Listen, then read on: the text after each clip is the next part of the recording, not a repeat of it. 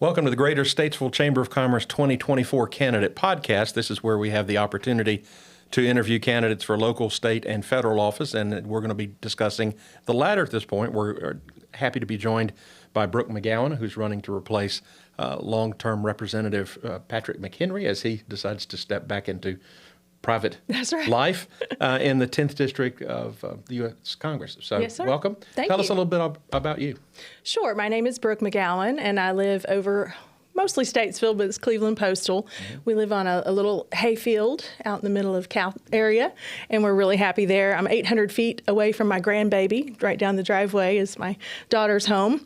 And we moved back to North Carolina after living here for almost 10 years. We moved back in 2020 during COVID, right after the COVID situation. And we really have decided that that little spot of heaven right there is our forever home. So I'm really happy. Okay.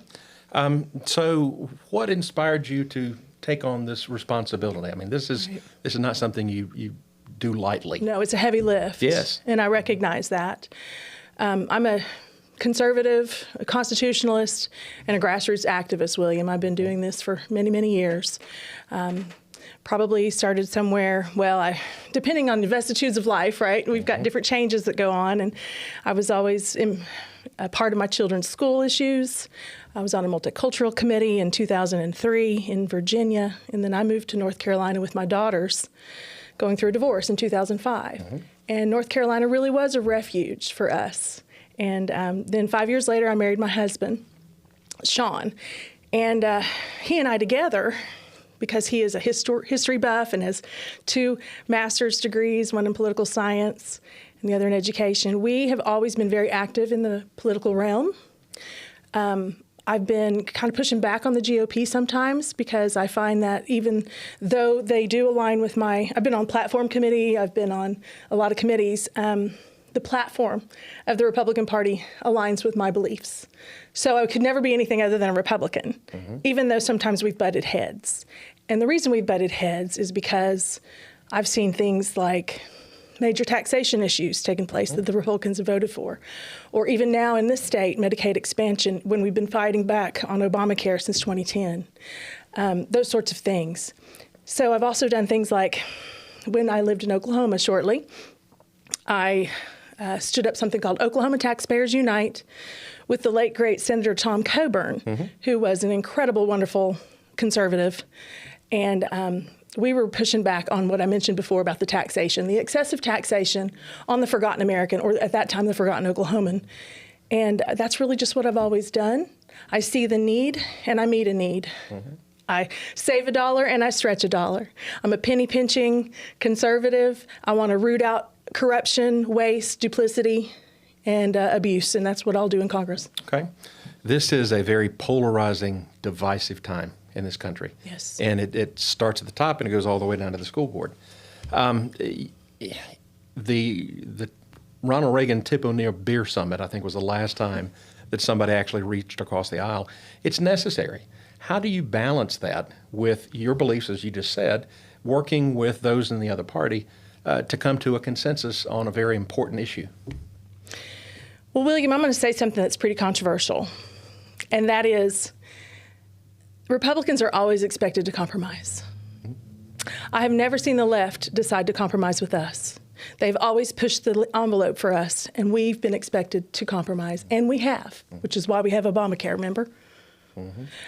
We have been expected to compromise, and because we have compromised so drastically, which is why we have the divisiveness and the problems that we have, I think, in our country. If there were more freedom-loving, tyranny-hating, constitutional conservatives in Congress, this wouldn't be a problem today. Okay. Taking it one step further, you're going to be, if elected, sent there to represent this district. Right. But at the same time, you're helping craft legislation for the entire country. Yeah. So how do you balance all of that? Your first allegiance is Triplet Road and your neighborhood, but you're also dealing with Jinx, Oklahoma. Right. So how do you balance that? Where do the priorities come in? Well, because we're all Americans, we want what's best for America, right? I was just at the border last week, and what we were dealing with down there is dangerous and untenable.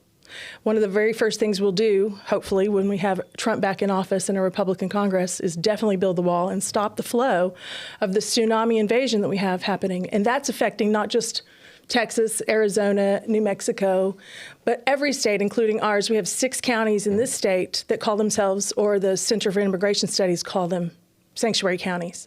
It doesn't matter what the town mayor says. It doesn't matter what the city council says or the commissioners. It matters what the Center for Immigration Studies say. And because they have identified these 6 counties, and one of them is in my district, Forsyth County, I want to propose legislation and be a part of a team that will stop the flow of that, but mostly because the money behind it are the NGOs that are going down into these countries like Venezuela and Colombia, Peru even, Venezuela, we know they've been emptying out their jails, which is why we see the gang situations happening in New York and Chicago. If the money from the NGOs would be, that siphon would stop, and that's what Congress can do. They can cut off that money. That will help every state in our union, but certainly in North Carolina. Well, and take that further. Let's wake up November the 6th, and you've won the primary, or you've won the election. You go up to Washington, you swear to take an allegiance and an oath. What priorities, what does Brooke want to work on first, knowing that you've got to compromise with everybody else's wants to? Well, my website's quite full of all of the issues we have. In fact, I just tell us your website. Oh, wait, thank you. BrookeForNC.com. Brooke, BROOKE, the word for, FORNC.com. Okay, thank you. And on one of those tabs, which I call #war because I believe we're at war, at the bottom of that, I can't just say I have 3 points and this is what I want to do. There are 17 points, and they include things like close the border, immediate effort to deport what's been coming over here for the last 3 years, defund things like the agencies who've come after patriots and Americans they've come after me, they've come after big tech that's been after us, that censorship. I'd also like to do something called the Pure Food Security Act, where we protect the manufacturers and the food makers, the cattlemen, the individual cattlemen and cattlewomen in the United States. The WWF, which by that is the World Wildlife Federation, is coming after them because they want to limit, the carbon emissions by 2030. They have a 30 by 30 plan. They want to limit it by 30% by the year 2030. These outside groups that are really international, that aren't United States, these outside international groups have been dictating what's been taking place in our country with our food supply, and that needs to stop. I also want to investigate and indict, offer up for indictments what took place during COVID. COVID was the first wave of this war, and whether it was withholding life-saving medications or instituting homicides in the hospital, which took place 4 times in my family. One was my father, murdered in January of 22. Those hospital protocols are still in place, and that should stop. I have been endorsed by whistleblower doctors and nurses across the country. I have been endorsed by cattle women who are fighting for their cattle and for pure food. I have been endorsed by Freedom Caucus members. I've been endorsed by the Veterans for Trump, the Bikers for America, the Truckers for the Constitution. The Forgotten American is behind my race, and I intend to do everything I can to help them. You may have just answered this question, but you've got challengers in the primary. Yes. Why should people vote for Brooke? Well, for one, I'm not a war profiteer. I don't have a military contract or a military company. I don't think that anybody who has a military company should be currently in office. I think that's a conflict of interest while we're trying to stop the wars. I think that the Ukraine debacle is crazy, and we really need to stop that because that looks like a lot of laundering has been taking place. In fact, I just heard that not too long from now, William, President Zelensky may be offered a deal to come on over here to Florida to retire, to get out of what he's been doing over there, which to me just says more of the same, right? The boondoggle, the quagmire that was Ukraine. Another of my opponents is a legislator here in the state, and he voted for Medicaid expansion. So that goes against my DNA as a conservative. I don't want Obamacare. I don't want socialized medicine. That's a stair step to Marxism.